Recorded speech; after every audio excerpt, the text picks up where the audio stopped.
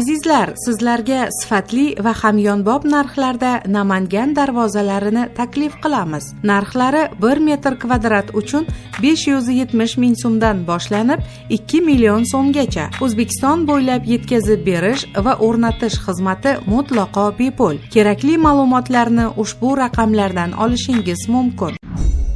Rasul Kusherbayev deputatlikdan ketdi. O'zbekiston Respublikasi Oliy Majlis Qonunchilik palatasi deputati Rasul Kusherbayev deputatlik faoliyatini o'z xohishi bilan yakunladi. Bu haqda u o'zining Telegram sahifasida ma'lum qilgan. Kusherbayev bu alfozda faoliyatini davom ettira olmasligini bildirgan.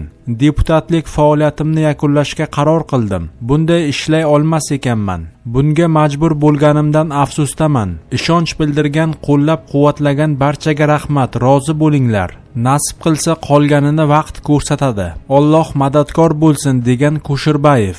Shuningdek, u Twitter'dagi sahifasida Qonunchilik palatasi spikeri o'rinbosari Ulug'bek Inoyatov unga byudjet loyihasi muhokamalarida ochiqchasiga so'z bermaganini ma'lum qilgan. Bu safargi byudjet muhokamalarida ishtirok etmadim. Katta hajmdagi loyihani o'qishga ham yetarli vaqt berilmadi.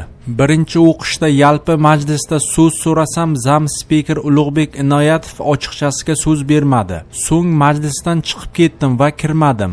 Deputatlarning og'zini yopadigan zamlarning boridan yo'g'i yaxshi, deydi Kusherbayev. Qalampir o'z Kusherbayevdan izoh oldi.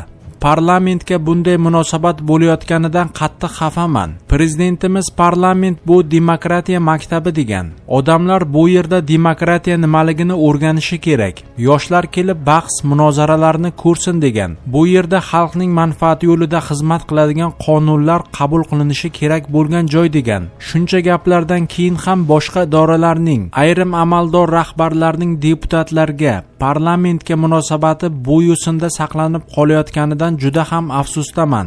Qattiq xafaman, deydi deputat. Shuningdek, u amaldorlarning munosabati amalda o'zgarmayotganidan tashvishlanayotganini qayta tilga olgan. Bunaqa joyda ishlash qiyin, to'g'risi. O'zi zo'rg'a yuribmiz. Ko'p ishlarimizning foydasi bo'lmayapti. Shuning uchun yaqin kunlarda ishdan ketmoqchiman. Bunga qaror qabul qildim. Boshqa yo'li qolmadi. O'zgarishlar bo'lishini xohlayapmiz, lekin ko'p joylarda ikkiyuzlamachilik bo'lib yotibdi, deya ta'kidladi Rasul Kusherbayev.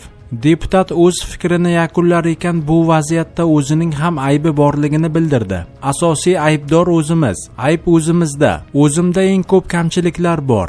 Shu sharoitga moslasha olmadim. Bunaqa ishlar bo'layotganini yonida turib kuzatish va chidash qiyin. Haqiqiy azob. Buni keyin tushunib yetarsizlar, deya o'z afsuslarini bildirdi Kusherbayev.